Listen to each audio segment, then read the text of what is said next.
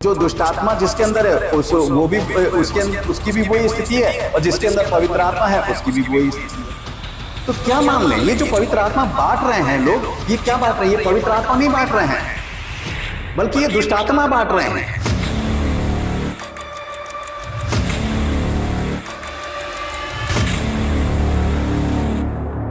प्रभु यीशु मसीह के मधुर नाम में आप सबको जय मसीह। प्रभु आप सबको बताए से आशीष दे, आमीन। हम बात कर रहे हैं पवित्र आत्मा के विषय में। पिछले संदेश में हमने सीखा था कि यीशु मसीह बताता है कि जब यूहन्ना 14 अध्याय उसके 26 वचन में कि यीशु मसीह बताता है कि जब पवित्र आत्मा आएगा तो वो लोगों को क्या क्या बातें बताएगा, क्या क्या सिखाएगा, क्या क्या कार्य जो होंगे पवित्र आत्मा के होंगे।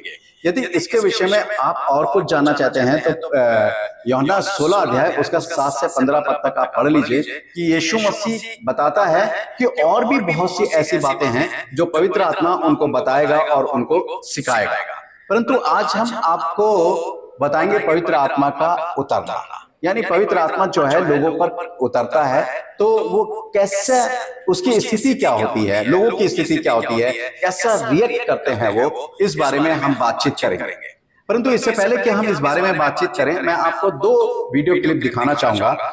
एक वो जिनके ऊपर जो है जो लोग जो हैं, यानी पास्टर्स लोग कह लीजिए या जो भविष्यवक्ता हैं, जो लोगों को पवित्र आत्मा दे रहे हैं उन और जिन लोगों को पवित्र आत्मा दिया जा रहा है उनकी स्थिति क्या है। और एक क्लिप वो दिखाऊंगा कि जिन लोगों के अंदर दुष्ट आत्माएं हैं उनके अंदर क्या है, उनकी स्थिति कैसी है। ये दोनों क्लिप आप बड़े ध्यानपूर्वक देखिएगा, फिर मैं आपसे एक सवाल करता हूं।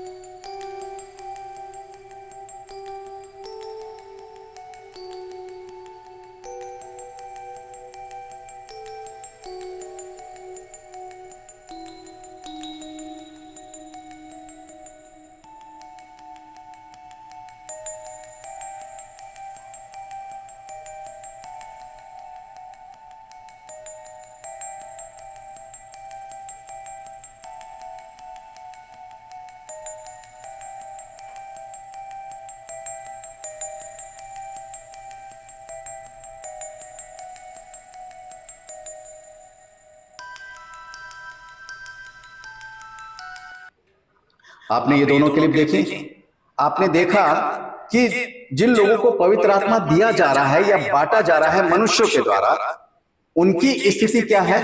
वो भी चीख रहे हैं, चिल्ला रहे हैं और तड़प रहे हैं, गिर रहे हैं, अपने आप को मोड़ रहे हैं, मोड़ तड़ोड़ कर रहे हैं। और जिनके अंदर दुष्ट आत्मा है वो भी चीख रहे हैं, चिल्ला रहे हैं, गिर कर तड़प रहे हैं और उनका शरीर भी मरोड़े खा रहा है। तो दोनों क्लिपों के अंदर कोई अंतर आपको नहीं दिखाई दे रहा है। तो आपको कैसे पता लगेगा कि इनके अंदर पवित्र आत्मा है या दुष्ट आत्मा है? क्योंकि दोनों की सेम स्थिति है, समझ में नहीं आ रहा है। लोग कह रहे हैं कि ये पवित्र आत्मा पाए हुए लोग हैं, मगर स्थिति उनकी दुष्ट आत्मा ग्रस्त वाले लोगों की तरह हो रही है। पवित्र आत्मा जब आता है तो इस तरीके की जो बातें हैं वो नहीं होती हैं। इससे सीधे सीधे ये जाहिर हो रहा है कि इनके अंदर पवित्र आत्मा कार्य नहीं कर रहा है, परंतु दुष्ट आत्मा कार्य कर रहा है। अब मैं आपको देखिए बुरा लगेगा, मगर परमेश्वर का वचन कहता है, यीशु मसीह ने भी कहा और उसके जो लोग हैं उन्होंने स्पष्ट बात करी है, बिल्कुल साफ बात करी है। क्योंकि ये परमेश्वर के पवित्र आत्मा के विरोध में पाप किया जा रहा है, और जो विरोध में पाप किया जा रहा है तो उसको जो है बताना जरूरी होता है। और इसलिए सब लोग सावधान हो जाएं कि आज पवित्र आत्मा के विरोध में कितना भयंकर पाप हो रहा है। मैं इसके उदाहरण आपको देना चाहूंगा। उदाहरण नंबर 1, जब यूहन्ना बपतिस्मा दे रहा था यरदन नदी में, तो बहुत से लोग उससे बपतिस्मा लेने गए। यीशु मसीह भी उसके पास बपतिस्मा लेने पहुंचा, और जब यीशु मसीह ने उससे बपतिस्मा लिया तो मत्ती 3 उसके 16वें पद में लिखा है, मैं पूरा नहीं पढ़ रहा हूं परंतु मेन चीज पढ़ रहा हूं परमेश्वर के आत्मा को कबूतर की नाई उतरते और अपने ऊपर आते देखा। अब यहां पर यीशु मसीह ने पवित्र आत्मा को अपने ऊपर कबूतर की नाई उतरते और अपने ऊपर आते हुए देखा। अब पवित्र आत्मा उसके ऊपर आया। अब पवित्र आत्मा उतरा तो यीशु मसीह भी चीखने लगता, चिल्लाने लगता, गुलाटियां मारने लगता पानी के अंदर।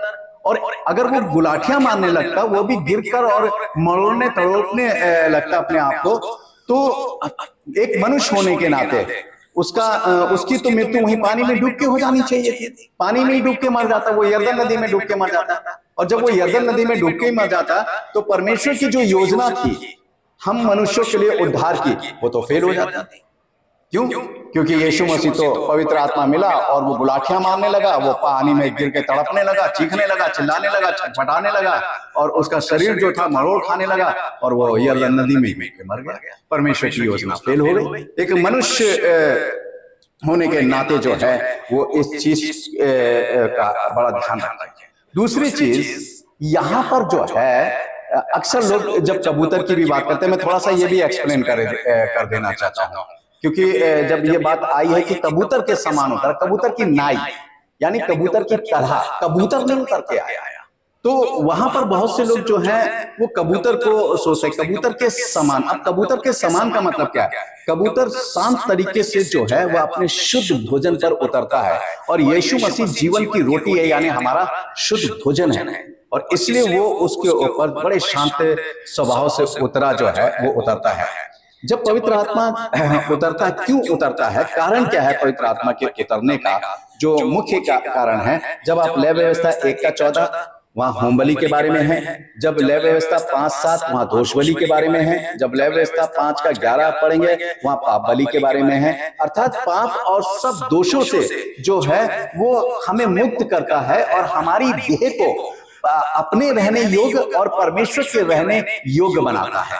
इसलिए पौलुस कहता है, जब आप पहला कुरिन्थियों 3 उसका 16-17, पहला कुरिन्थियों 6 उसका 19 पद पढ़ेंगे, क्या तुम नहीं जानते कि तुम परमेश्वर का मंदिर हो या तुम्हारी देह पवित्र आत्मा का मंदिर है? तो वहां पर इस तरीके से ये दोनों बातें लिखी हुई हैं। जब आप श्रेष्ठ गीत पढ़ेंगे तो श्रेष्ठ गीत में जो दुल्हन की कंपेयरिंग की गई है वो कबूतर या कबूतरी से की गई है। क्यों की गई है? इसका कारण क्या है? इसका कारण मैं आपको बताना चाहता हूं। मत्ती 10 उसके 16वें पद में लिखा, देखो मैं तुम्हें भेड़ों की नाई भेड़ियों के बीच में भेजता हूं, सो सांपों की नाई बुद्धिमान और कबूतरों की नाई भोले बनो। यानी परमेश्वर यहां बताना चाहता है कि जो उसकी दुल्हन है वो कबूतर के समान भोली है, भोली भाली है, यानी उसकी जो दुल्हन है वो बहुत भोली है, प्रभु यीशु मसीह की जो दुल्हन है। दूसरी चीज आपने देखा होगा, बहुत से कबूतरबाज जो हैं वो हैं, खासतौर से हमारे मुस्लिम भाइयों के बीच में जो होते हैं, कबूतरों का बहुत शौक रखते हैं और वो कबूतरों को उड़ाते हैं और बहुत कुछ वो कबूतरों से करते हैं। उनके दरवे जो होते हैं वो बनाते हैं कबूतरों के, और वो जब कबूतरों को आसमान में उड़ाते हैं बहुत दूर तक, मीलों तक चले जाते हैं, परंतु वो लौट कर अपने दरवों में आते हैं। और ये बात जो है, किसने इस चीज को जांचा परखा? परमेश्वर ने यशायाह को ये बात बताई है कि यहाँ पर क्या बताई है? यशायाह 60 उसका 8 पद, ये कौन है जो बादल की नाई और दरवाओं की ओर उड़ते हुए कबूतरों की नाई चले आते हैं? कबूतर की नाई कितनी भी दूर चले जाएं, कितने भी मील में चले जाएं, कितनी ऊंचाइयों में चले जाएं, मगर वो अपने दरवे में लौट कर आते हैं, क्योंकि वो अपने दरवे को पहचानते हैं। जो परमेश्वर के लोग हैं वो कबूतर के समान है, वो कितने भी भोले क्यों ना हो, परंतु वो कहीं पर भी चले जाएं दुनिया में वो भटक नहीं सकते हैं।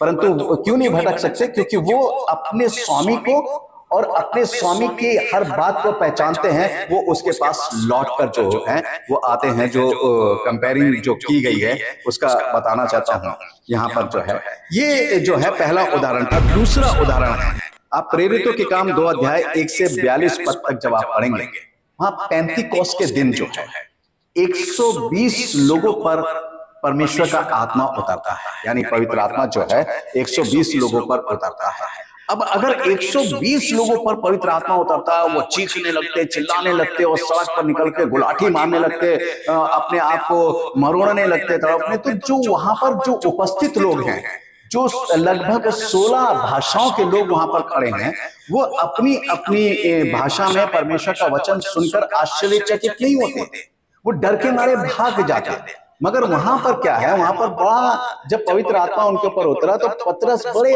आराम के साथ खड़ा होता है और बड़े शांत स्वभाव से पवित्र आत्मा से परिपूर्ण होकर जो है वो परमेश्वर का संदेश जो है, परमेश्वर का उपदेश जो है वो उन लोगों को सुनाने लगता है। और वो लोग आश्चर्य क्या कर रहे हैं, वो आश्चर्य इस बात पे कर रहे हैं कि सब लोग अपनी अपनी भाषा में परमेश्वर का वचन सुन रहे हैं। अब देखिए वहां तो कोई इस तरीके की क्रिया जो है वो नहीं दिखाई दे रही है। वहां पतरस बड़े शांत भाव से खड़े होकर परमेश्वर का उपदेश सुना रहा है और वो उपदेश हर भाषा के लोग जो हैं वो अपने कानों से सुन रहे हैं। तीसरा उदाहरण मैं बताना चाहूंगा कि पुराने नियम में जब परमेश्वर का आत्मा बहुबल के साथ उतरता था, या परमेश्वर का आत्मा उनमें समाता था, या परमेश्वर का आत्मा उनमें उतरता था, या परमेश्वर का आत्मा बल के साथ उतरता था, तो जिस मकसद के लिए उतरा है, अगर भविष्यवाणी करवानी है तो वो भविष्यवाणी करते थे, बड़े शांत भाव से अच्छे तरीके से भविष्यवाणी करते थे। अगर कोई उपदेश या संदेश लोगों के लिए होता था तो वो उपदेश और संदेश लोगों पर पहुंचाते थे।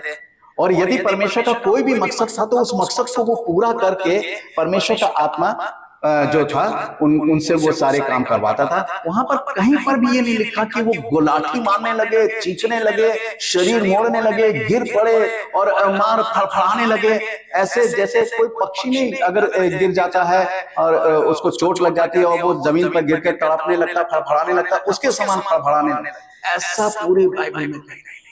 जैसी ये नौटंकी आजकल हो रही है, ये ऐसा लगता है कि जो दुष्टात्मा जिसके अंदर है वो भी उसकी भी वही स्थिति है, और जिसके अंदर पवित्र आत्मा है उसकी भी वही स्थिति है। तो क्या मान लें, ये जो पवित्र आत्मा बांट रहे हैं लोग, ये क्या बांट रहे हैं? ये पवित्र आत्मा नहीं बांट रहे हैं, बल्कि ये दुष्टात्मा बांट रहे हैं, लोगों के अंदर दुष्टात्मा डाल रहे हैं, क्योंकि ऐसी क्रिया सिर्फ दुष्टात्मा के बारे में है। इसके और भी उदाहरण आप बेफिक्र रहिए, इसके उदाहरण बाइबल से ही मैं दूंगा कि वर्तमान समय में ये जो सारी चीजें हो रही हैं, ये दुष्टात्मा के द्वारा क्रिया हो रही है। कैसे हो रही है? लूका 9 अध्याय उसका 42 पद है, यहां लिखा है, वह आ ही रहा था कि दुष्टात्मा ने उससे पटक कर मरोड़ा, परंतु यीशु ने अशुद्ध आत्मा को डांटा और लड़के को अच्छा करके उसके पिता को सौंप दिया। अब मरकुस 1 और उसका 25 और 26 भी सुन लीजिए।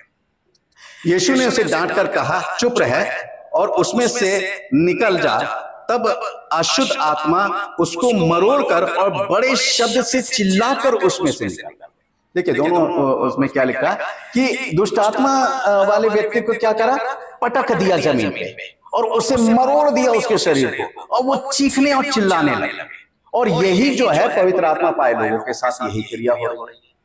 तो क्या फर्क है? हम कैसे समझें कि ये पवित्र आत्मा है या दुष्ट आत्मा मिला हुआ है? क्योंकि देखिए जिसके जीवन में पवित्र आत्मा है फिर उसको दोबारा पवित्र आत्मा की आवश्यकता नहीं होती है, यदि वो पाप नहीं करता है तो फिर पवित्र आत्मा परमेश्वर के मकसद को उसके जीवन से पूरा कर रहा है। मगर यहाँ तो इससे हफ्ते चले गए, अगले हफ्ते फिर आए, फिर वही क्रिया उनके साथ हो रही है, उसके बाद फिर वो चले गए, फिर उसके बाद आए, फिर वही क्रिया उनके साथ हो रही है। यानी हर हफ्ते उनके साथ वही क्रिया हो रही है, वही स्थिति हो रही है। पवित्र आत्मा का कोई मकसद पूरा ही नहीं कर रहा है दुनिया में जाकर, कि जब पवित्र आत्मा मिल चुका है कि भैया ले परमेश्वर की मोहर यानी परमेश्वर की आत्मा की छाप उस पर लग चुकी है, अब जाकर परमेश्वर के काम कर। मगर वो लौट के हर हफ्ते आता है और वही क्रिया करता है और चला जाता है कि साहब पवित्र आत्मा मिल गया हमें। इस चीज को कैसे मान लें? यानी पवित्र आत्मा का कार्य और दुष्ट आत्मा का जो कार्य है वो एक सा दिखाई दे रहा है। तो इसका मतलब क्या है? इसका मतलब मेरे प्यारे भाई बहनों सीधी सी बात है कि पवित्र आत्मा पाए वाले व्यक्ति को ऐसा कुछ भी नहीं उसके जीवन में होता है कि वो मरोड़ने लगे, उसको पटक दिया जाए, वो चीखने लगे, वो चिल्लाने लगे, वो फड़फड़ाने लगे, वो तड़पने लगे। ऐसी कोई क्रिया नहीं होती है। ऐसा लगता है जैसे दुष्ट आत्मा उसके ऊपर आ गई, वो उसको पटक दिया दुष्ट आत्मा ने, उसको मरोड़ दिया दुष्ट आत्मा ने, वो चीखने लगा, वो चिल्लाने लगा और वो अपने आपे में नहीं रहा। ऐसी स्थिति जो है वो दोनों आज जो वर्तमान समय में हो रहा है, ये पवित्र आत्मा के विरोध में भयंकर पाप हो रहा है। मेरे प्यारे भाइयों बहनों, ऐसे लोगों से सावधान रहें, ऐसे लोगों से बचें, क्योंकि ऐसे लोग आपके अंदर पवित्र आत्मा, पहली बात तो वो पवित्र आत्मा देने वाले कोई नहीं होते हैं, वो पवित्र आत्मा बांटने वाले कौन होते हैं? और अगर वो पवित्र आत्मा बांटने वाले होते तो उनको खुद इस बात को समझ में आता कि ये हो क्या रहा है, ये पवित्र आत्मा नहीं दे रहा है। हर किसी को भी देखा जाए, हर ऐरे गहरे नत्थु गहरे को पवित्र आत्मा थोड़ी दिया जाता है कि छोटे से लेके बड़े तक लोग भर जाओ पवित्र आत्मा से। पवित्र आत्मा पाने के लिए यीशु मसीह ने क्या कहा अपने चेलों से? जब आप प्रेरितों के काम 1 अध्याय पढ़ेंगे, उसने अपने चेलों से क्या कहा? जब तक तुम्हें सामर्थ ना मिले तब तक तुम यरूशलेम से बाहर मत जाना, यरूशलेम में ही रहना। यानी अपनी पूरी तैयारी के साथ उन्होंने 10 दिन तक तैयारी करी है पवित्र आत्मा को पाने की, पवित्र आत्मा को रिसीव करने की, पवित्र आत्मा से भर जाने की पूरी तैयारी में वो लगे रहे और अपने जीवन को इधर उधर की बातों से और दूसरी बातों से बचाकर उस पवित्र आत्मा को पाने की लालसा के लिए वो एक जगह इकट्ठा रहे और प्रार्थना में लौलीन रहे। परंतु यहाँ क्या होता है? लो भाई पवित्र आत्मा पाए, घर चले गए, फिर आए अगले हफ्ते, फिर आए ले, फिर घर चले गए और वही जीवन पता नहीं कैसा व्यतीत होता है। और फिर वो रोने लगे, तड़पने लगे, चीखने लगे, चिल्लाने लगे, गुलाठियां मारने लगे। वो ये सब क्या है? ये सब जो है दुष्ट आत्मा का कार्य है, पवित्र आत्मा का कार्य नहीं। बात आपको अच्छी लगे या बुरी लगे, मगर जो सही है वो सही है, यही फैक्ट है। इसलिए मेरे प्यारे भाइयों बहनों, परमेश्वर आपको बचाना चाहता है कि ऐसे लोगों से सावधान रहें, क्योंकि ऐसे लोग आपके जीवन में दुष्ट आत्माओं को भेजकर आपके घरों को बर्बाद और तहस नहस कर देते हैं। उनके घरों को जाके देख लीजिए, जिन्होंने इस तरीके की पवित्र आत्मा पाई है, उनका जीवन कैसा है और उनका घर कैसा है। प्रभु आप सबको आशीष दे।